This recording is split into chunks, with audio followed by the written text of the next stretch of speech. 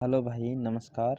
आज हम बात करेंगे कक्षा 10वीं के अति सुधो स्नेह को मार्ग है चैप्टर के सब्जेक्टिव क्वेश्चंस की। तो चलिए फटाफट से जान लेते हैं। तो इसमें हमारा जो पहला प्रश्न है वो है कि कवि प्रेम मार्ग को अति सुधो क्यों कहता है। तो इसका आंसर है कि कवि प्रेम मार्ग को अति सुधो यानी बहुत ही सरल इसलिए कहता है क्योंकि इस रास्ते पर चलने में तनिक भी टेढ़ापन नहीं है और ना ही थोड़ी सी भी चतुराई है। साथ ही साथ इस रास्ते पर सच्चाई के साथ बिना किसी अहंकार के बिना किसी झिझक के चलना पड़ता है। तो उम्मीद है कि आपको समझ आ गया होगा। मैं एक बार फिर से पढ़ता हूँ कि कवि प्रेम मार्ग को अति सुधो यानी बहुत ही सरल इसलिए कहता है क्योंकि इस रास्ते पर चलने में तनिक भी टेढ़ापन नहीं है और न ही थोड़ी सी भी चतुराई है।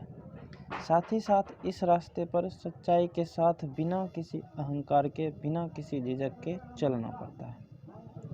तो हमारा अब अगला जो प्रश्न है वो है मन लेहु पै देहु छटाक नहीं से कवि का क्या अभिप्राय है।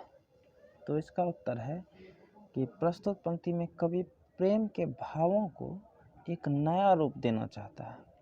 यहाँ पर कवि मन मतलब होता है 40 किलो के बराबर होता है और छटाक मतलब होता है थोड़ा सा भी, ठीक है। यानी यहाँ पर कवि मन के बराबर लेकर छटाक यानी थोड़ा सा भी न देने की स्थिति प्रकट कर अपने भावों को छुपा लेता है। मैं एक बार फिर से पढ़ता हूँ।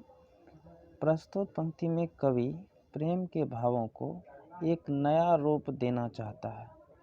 यहाँ पर कवि मन के बराबर लेकर छटाक यानी थोड़ा सा भी न देने की स्थिति प्रकट कर अपने भावों को छुपा लेता है।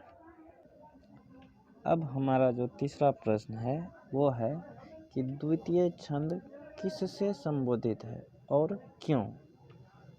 तो इसका आंसर है कि द्वितीय छंद बादलों को संबोधित है। वस्तुतः बादल जो है प्रेम का सूचक है और बादल अपने लिए नहीं औरों के लिए बना है। बादल अग्नि धारण करने पर भी अर्थात दग्ध हृदय के आंसुओं से प्रेरित होकर भी जल बरसाता है। एक बार मैं फिर से इसको बताता हूँ कि द्वितीय छंद जो है वो बादल को संबोधित है। वस्तुतः बादल प्रेम का सूचक है। बादल अपने लिए नहीं औरों के लिए बना है। बादल अग्नि धारण करने पर भी अर्थात दग्ध हृदय के आंसुओं से प्रेरित होकर भी जल बरसाता है। सोचिए वह कितना परहित यानी दूसरों के हित के लिए सोचता है। अब हमारा जो अगला प्रश्न है वो है कि परहित के लिए देह कौन धारण करता है, स्पष्ट कीजिए। तो इसका आंसर है कि परहित के लिए यानी अर्थात दूसरों के लिए देह बादल धारण करता है क्योंकि जन कल्याण ही उसका प्रमुख कार्य है।